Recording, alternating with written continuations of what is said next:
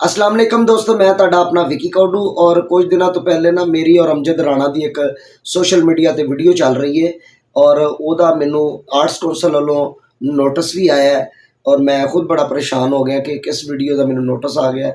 वो तकरीबन 8-10 साल पुरानी वीडियो है। वो असी वीडियो वेखी है, उहदे विच मजाक चल रहा है और मजाक की हद तक गल हुई है। मेरा हरगिज़ किसी दे नाल किसी दी दिल आज़ारी करन दा मकसद नहीं है, ना ही मैं किसी नू ऐसा करना वा। अल्लाह माफ़ करे, अस्तगफिरुल्लाह, मैं ऐसा कर भी नहीं सकता। और मेरी वजह तो किसी दी दिल आज़ारी हुई है तो मैं माजरत चाहना वा और मैं वादा करना वा कि आइंदा तो बाद कोई ऐसा फिक्रा इस्तेमाल नहीं होएगा।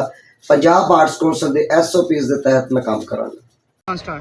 अस्सलाम वालेकुम जी, मैं तुहाडा अमजद राणा ते पंजाब आर्ट्स कौंसल ने सानू नोटिस दिता है। एक पिछे मेरी ते विकी कोडू साहब दी वीडियो वायरल हो गई ते मेरा किसी भी मजहब की दिल आज़ारी करन दा कोई मकसद नहीं सी। असी हर किसी का एहतराम करने, सारे भाई साडे भाई ने। वो एक मजाक सी, वो सीन सी ते वो होया। ओहदे लई अगर किसी की दिल आज़ारी हुई है तो माजरत चाहने सर, माफ़ी माफ़ी माफ़ी।